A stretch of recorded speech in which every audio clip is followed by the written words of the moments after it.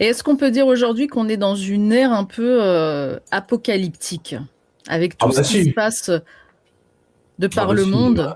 c'est très net. L'apocalypse, en fait, n'oubliez pas, Apocalypse, si vous voulez, c'est surtout une révélation. Et là, je peux vous dire que j'étais en plein dedans dans ces affaires avec Epstein, parce qu'avec le dossier Epstein, on a eu des sérieuses révélations là, hein. Là, ça a été grandiose, hein. Ça a été épique, hein. On a vu que, c'est là où on a vu, si vous voulez, que il y a une cabale de la part des Rothschild, hein, c'est très net, hein, pour détruire en fait tout ce qui est christianisme. Je veux dire, ils sont à la manœuvre depuis. Je veux dire, c'est à cause de. En fait, ils font tout par ricochet. Vous voyez, ils payent des gens, l'extrême gauche, machin, etc. Enfin, du coup, les vacances de Noël, c'est devenu vacances d'hiver. Les vacances de Pâques, c'est devenu vacances de printemps. Vous avez Alain Minc ou Jacques Attali, enfin, ils sont tous de la communauté qui viennent vous expliquer qu'il faut supprimer 3 ou 4 fêtes catholiques. Hein, et puis ils vous mettent au milieu le 1er mai, mais vous voyez qu'il n'a rien à voir. Mais pour un 1er mai, il y a 3 ou 4 journées catholiques qu'il vaudrait bien supprimer. Voilà. C'est signé. Alors, maintenant, vous savez, grâce à Epstein et à Ariane de Rothschild, on voit quand même beaucoup plus clair. Voilà. Et je peux vous dire que l'affaire Epstein, c'est une révélation, mais c'est le plus grand scandale de l'histoire de la presse depuis que la presse existe. Voilà. Je peux vous dire, comme ça. D'ailleurs, vous avez vu ce qui se passe. Vous avez vu Trump qui a pété un plomb. Il se prend pour le Christ. Il fait des images où il va guérir. Il va guérir les écrouelles comme Louis XIV. Oui, enfin, c'est tout à fait extraordinaire. Ça, non, mais on vit un temps.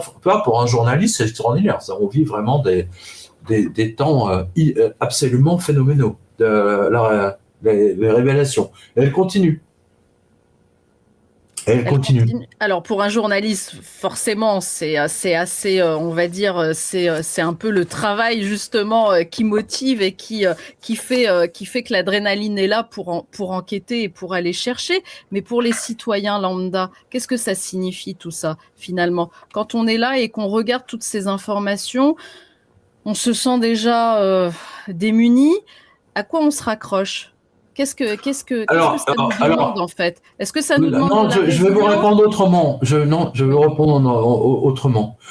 Justement parce que c'est une information qui est tombée hier ou ce matin, je ne sais plus. Ce qui est intéressant, par exemple, vous savez, l'émission de Pascal Praud sur CNews, il faisait entre 700 et 800 000 spectateurs Mhm. le matin. Et là, ils sont tombés à, je ne sais plus, 300 ou 400 000. Donc, ils ont perdu 50% de leurs spectateurs, ce qui est absolument De leur énorme. audience, ouais. Bon, non, exactement. Pourquoi? Parce que ils s'obstinent, si vous voulez, à ne jamais parler du scandale Epstein, de ce qui se passe à Gaza, du massacre des Palestiniens. Et moi, je rappelle que la Palestine, la terre palestinienne, c'est la terre du Christ et de la Vierge. Et de la Vierge, il faut pas oublier. Hein. C'est quand même le message du Christ dans les évangiles, c'est un message de paix. Il ne demande pas à faire la guerre aux gens. Alors qu'aujourd'hui, on a ça. Je veux dire, depuis 2 ans et demi, le monde entier, sur son téléphone, sur son smart, assiste à un génocide. Euh, c'est quand même incroyable et ça choque personne. Parce que la communauté a pris le contrôle des médias. Et je le dis haut et fort. Vous savez très bien que je le dis non seulement dans ma revue de presse, sur mon fil Twitter. Hein, tiens, abonnez-vous à mon fil Twitter, c'est Pierre Jovanovic, parce que là, au moins, vous pourrez les suivre, ou LinkedIn, peu importe. Voilà. Il y a le mensonge, la corruption sont tellement visibles que de toute façon, tout ça, ça ne peut que partir en vrille. Voilà. C'est aussi bête que ça. Alors, ça Donc, nous choque je nous. vous dis, Ouais. n'oubliez pas, la Palestine, c'est la terre de la Vierge et du Christ. La mission officielle de la Banque mondiale consiste à financer des projets de développement et de construction à long terme, tandis que le FMI apporte son soutien aux États surendettés en leur accordant des crédits afin de stabiliser le système financier. Cette réorganisation du monde après la Seconde Guerre mondiale s'est appuyée sur les légendaires War and Peace Studies du Council on Foreign Relations, Celles-ci ont conduit à la création du FMI et de la Banque mondiale, mais aussi de l'OTAN et de l'ONU. Elles ont été mises en œuvre sous la présidence américaine de Franklin D. Roosevelt, notamment par le secrétaire américain au Trésor Henry Morgenthau Jr., son homme de confiance Harry Dexter White et l'économiste britannique John Maynard Keynes. Étant donné que ce sont tous des francs-maçons de haut grade et que le CFR est également un centre de la haute finance maçonnique de haut grade, il est clair qu'avec la conférence de Bretton Woods, un ordre économique et monétaire mondial a été mis en place dans l'intérêt de ces tireurs de ficelles. Il n'est donc pas étonnant que, selon les déclarations de John Perkins, ancien agent de l'Agence nationale de sécurité américaine, ces deux institutions financières mondiales servent un tout autre objectif. Selon Perkins, ce sont des outils de la haute finance pour mener une guerre secrète afin d'exploiter et d'assujettir les pays du monde entier avec l'aide du gouvernement américain. Par exemple, au lendemain de la Seconde Guerre mondiale, des gouvernements du monde entier ont été amenés, par la persuasion et la corruption, à contracter des emprunts auprès des États-Unis qu'ils ne pouvaient pas rembourser. Puis, les prédateurs économiques américains sont entrés en action. Ils ont fait chanter les gouvernements et les ont forcés à brader les ressources de leur pays à des multinationales. Ceux qui ont résisté ont été chassés du pouvoir ou assassinés. Ces dettes ont ensuite été détournées pour contraindre les gouvernements concernés à mener une politique dans l'intérêt du grand capital et opposée à celui de leur population. Ils ont dû, par exemple, ouvrir leur marché aux multinationales et aux produits étrangers, privatiser leurs biens publics et leurs entreprises d'État, supprimer les subventions et mettre en œuvre des mesures drastiques d'austérité économique, en particulier dans le domaine social. Les pays ont ainsi été littéralement bradés, pendant que les entreprises nationales de taille moyenne étaient détruites par des produits importés à bas prix et que la population s'appauvrissait. Depuis lors, une grande partie de l'infrastructure mondiale est sous le contrôle de grands investisseurs, tandis que les institutions financières nationales ont été rachetées par de grandes banques internationales. Étant donné que l'indépendance économique des pays a aussi été brisée de cette manière, les banksters ont réussi à les maintenir durablement prisonniers de la servitude pour dette vis-à-vis de la haute finance. En apparence, le FMI est dominé par les États-Unis, car il dispose de la plus grande part des voix et aucune décision ne peut donc être prise sans leur accord. Toujours est-il que, comme nous l'avons déjà expliqué dans l'émission La conspiration des Rothschild partie 1, la politique américaine est déterminée par de puissantes familles de banquiers francs-maçons de haut grade, au moins depuis la création de la Banque centrale américaine, la Fed. On peut citer en premier lieu les Rothschild, mais aussi par exemple les Morgan, les Warburg ou les Rockefeller.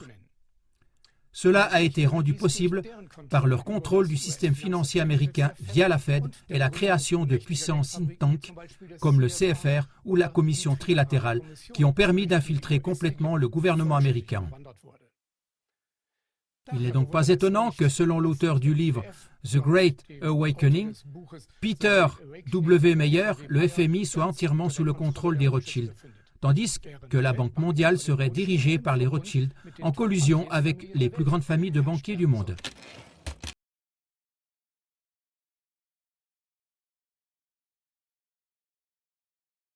Un article de France Info qui indique « On vous présente les NGT, cette nouvelle génération d'OGM que l'Union européenne veut introduire dans l'agriculture. » En fait, je vais vous lire le texte et après je vais vous lire un point de vue personnel vis-à-vis de ce texte par rapport à certaines informations que j'ai au niveau de la Commission européenne. Des tomates moins vulnérables aux pucerons, du blé plus résistant aux sécheresses. L'UE a trouvé un accord pour permettre le développement de certaines plantes provenant de nouvelles techniques génomiques. Après les organismes génétiquement modifiés, OGM, les Européens vont-ils découvrir les plantes provenant de nouvelles techniques génomiques, NGT? À l'issue de longues discussions, les députés européens et les États membres de l'UE ont trouvé un compromis dans la nuit du mercredi 3 au jeudi 4 décembre 2025, il y a quelques mois, mais c'est actuel. Au mois d'avril, là, il y a eu une décision positive vis-à-vis de ces NGT qui a été prise par la Commission européenne. Donc c'est réellement un sujet d'actualité et vous verrez que c'est quelque chose qui va se projeter dans les années à venir. Alors, du mercredi 3 au jeudi 4 décembre sur le développement de ces plantes au génome modifié dans l'agriculture. L'accord qui assouplit les règles actuelles était réclamé par la puissante organisation agricole Copa-Cogeca, encore un industriel, comme par les grands semenciers au nom de la compétitivité européenne face aux États-Unis et à la Chine, qui ont déjà autorisé les NGT. Des organisations environnementales dénoncent à l'inverse un danger. Pour entrer en vigueur, cet accord doit encore être approuvé par les États membres et le Parlement européen, mais les NGT sont déjà au cœur d'un vif débat politique. Des organismes génétiquement modifiés, mais pas transgéniques. C'est la différence avec les OGM, vous allez voir. Les OGM sont obtenus par l'introduction dans leur code génétique d'un ou plusieurs gènes provenant d'une autre espèce. Cette technique est appelée transgénèse, d'où l'expression d'animaux ou de plantes transgéniques. Le maïs Monsanto 810 est ainsi obtenu grâce à l'ajout d'un gène issu d'une bactérie du sol pour qu'il produise une toxine tuant les insectes qui ravagent habituellement les épis. Le blé HB4, dont l'Argentine a autorisé la culture et la commercialisation en 2022, est lui conçu à partir d'un gène de tournesol résistant à la sécheresse. Au sein de l'Union européenne, il faut une autorisation préalable pour cultiver des organismes génétiquement modifiés ou les mettre sur le marché. Après une évaluation des risques pour la santé et l'environnement, les OGM autorisés sont soumis à une obligation de surveillance, de traçabilité et d'étiquetage. Seul le maïs Monsanto 810 est autorisé dans l'UE et cultivé sur de petites surfaces en Espagne et au Portugal. En France, la culture d'OGM à des fins commerciales est interdite depuis 2008. Mais il y a du Monsanto en Espagne et au Portugal, vous voyez, qui dessert le maïs européen. Donc, à mon avis, regardez bien les étiquettes quand vous achetez le maïs et évitez le maïs espagnol. Les plantes obtenues à l'aide de nouvelles techniques génomiques NGT sont elles aussi génétiquement modifiées, mais les gènes qui les modifient sont prélevés dans la même espèce. Il peut s'agir de renforcer une tomate vulnérable au puceron en lui donnant une gène issue d'une autre variété de tomate plus résistante. Les semences obtenues par NGT sont donc bien des organismes génétiquement modifiés, mais elles ne sont pas transgéniques. Dans le détail, deux catégories de végétaux NGT doivent être distinguées. Les NGT1, dont le génome a subi 20 modifications maximum. Vous vous rendez compte, 20 modifications. Et les NGT2 qui ont subi plus de 20 modifications. L'accord européen concerne les plantes de la catégorie 1 qui seront considérées comme équivalentes aux variétés classiques. C'est-à-dire qu'on ne fera pas la différence entre les NGT1 et les produits qui n'ont pas été modifiés génétiquement. Alors que celles de la classe 2 seront frappées par les mêmes contraintes que les OGM traditionnels. Selon les termes de l'accord, la présence de NGT de catégorie 1 devra figurer sur les sacs de semences achetés par les agriculteurs, mais pas dans l'étiquetage du produit final. Donc, grâce au NGT, ils vont réussir à introduire des produits génétiquement transformés dans les rayons de vos supermarchés sans avoir l'obligation d'indiquer sur l'étiquette que c'est un produit génétiquement modifié. Il suffit qu'il n'y ait eu que 19 modifications dans votre tomate pour qu'elle soit vendue au même titre que la tomate traditionnelle de l'agriculteur du coin qui produit ces tomates comme ça a toujours été fait. Voilà ce qui nous pend au nez avec ce NGT. J'ai l'impression qu'on a acquis sur 50 ans ce qu'on aurait dû acquérir, comme je dis, comme je t'ai dit tout à l'heure en rigolant, mais c'est comme si le divin nous avait dit, écoutez les gars, vous avez du retard. Bon, voilà. Et sur 50 ans, on a fait un accéléré de tout ce qu'on devait acquérir comme compétences, entre guillemets, pour pouvoir accompagner un nouveau monde qui est en train d'émerger. Parce que nous, on est en train de pointer du doigt. Enfin, beaucoup de gens sont en train de pointer du doigt le vieux monde en disant oui, mais il se passe ça, on ne sait pas ce qui va se passer avec Trump, on ne sait pas ce qui va se passer avec Poutine, etc. Moi, ce que je remarque, c'est que ça, j'ai aucune prise dessus, de toute manière, et que pour moi, c'est une grande illusion parce qu'on a le tout et son contraire. La vérité, il n'y a pas de vérité, elle est complètement disloquée. Mais à côté de ça, ce que je remarque, c'est que j'ai encore fait une interview tout à l'heure, il y a plein de choses qui sont en train de se mettre en place. Il y a plein de gens qui sont en train de recréer des nouvelles connexions, des nouvelles choses, qui mettent dans la matière, qui sont en train de… tout ce qu'ils ont pensé pendant ce temps qui a été mis à profit, parce que finalement, on a eu du temps à profit. Hein. Moi, en quittant mon emploi, je me suis retrouvée face à moi-même à étudier, à regarder, à observer, à apprendre des nouvelles choses. Maintenant, j'ai ma dose, je t'avoue. Je suis au stade là où je me suis bien nourrie, j'ai les dents du fond qui baignent. Et j'aurais envie de dire que maintenant, il est temps qu'on mette plutôt dans la matière et qu'on soit plutôt dans une activité. Il y en a qui le font déjà, hein, Et nous, on est en train de le faire parce qu'on avait pris du retard. Donc voilà. Je veux dire, je ne m'en veux pas. J'ai beaucoup de bienveillance vis-à-vis de moi-même. Et c'est ça aussi que tout le monde doit se dire. Oui, bien sûr. On doit être bienveillant avec soi-même parce que tout est juste et que le temps qu'il faut, il est nécessaire. C'est comme une fleur qui s'épanouit. Si tu tires sur les pétales pour l'ouvrir, elle meurt, la fleur. Mais Il c'est faut à un moment donné exactement ça. Ben oui, qu'elle s'épanouisse de nature. Il faut que les gens reprennent conscience que la priorité, c'est nous. C'est pas le matériel qui nous entoure, c'est nous à l'intérieur de nous. Se respecter, s'aimer en premier, comme on peut le dire, être notre priorité sans avoir peur du jugement du voisin, sans avoir peur du regard de l'autre. Et c'est un travail super difficile qui passe par plein d'étapes différentes, mais c'est possible. Ben, les gens qu'on avait emmenés en reconnexion, ces gens-là, pour la plupart, hein, donc il y en a eu une fois 11 et ensuite, oui, c'est ça, et ça fait 27 personnes, entre 25 et 28 personnes. J'ai un trou si j'ai fait 3 stages ou 4 stages en 2023. Mais c'est que des gens qui ont réussi à faire un travail sur le passé, le présent et pouvoir réfléchir à l'avenir. Parce qu'ils étaient revenus dans le présent, je m'aime, mais on a fait un tas de travail, alors je vais dire de torture émotionnelle, mais parce qu'on est passé par toutes les étapes.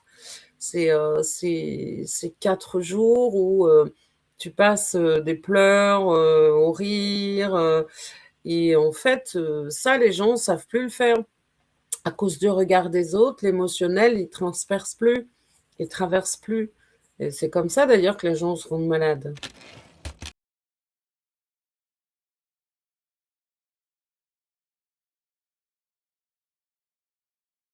Ce qui est assez fascinant, c'est que les êtres vivants qui entrent en compétition, souvent, ce sont des êtres vivants qui ont accès à une abondance de ressources.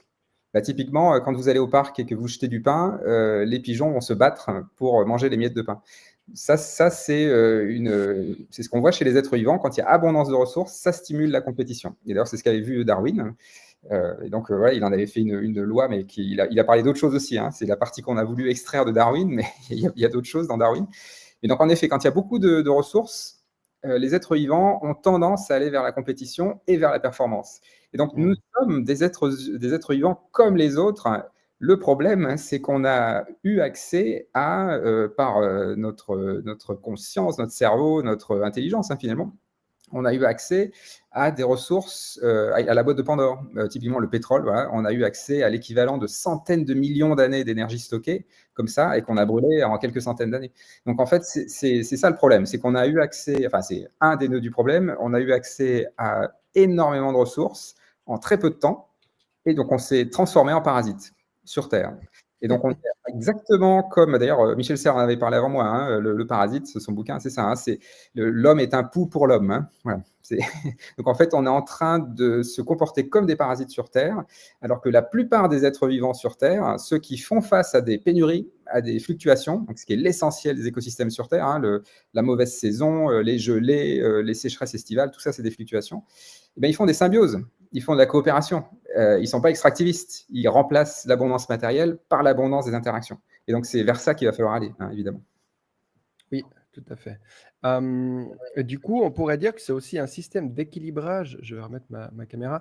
Quand on dysfonctionne ou qu'on se fait la guerre parce qu'il y a de l'abondance, bah, la résultante, c'est qu'on détruit tout. Du coup, l'abondance est moindre et puis ça nous force à retrouver cet équilibre de coopération. C'est ça Absolument. Un peu l'équilibre des choses? Exactement. Donc, par exemple, c'est ce qu'on voit chez certains parasites qui, quand ils sont en mode parasite, bah là, en effet, ils détruisent tout sur leur passage. Et puis, quand il commence à plus y avoir de ressources, ils forment des spores. Et donc, ils restent comme ça, en vie ralentie.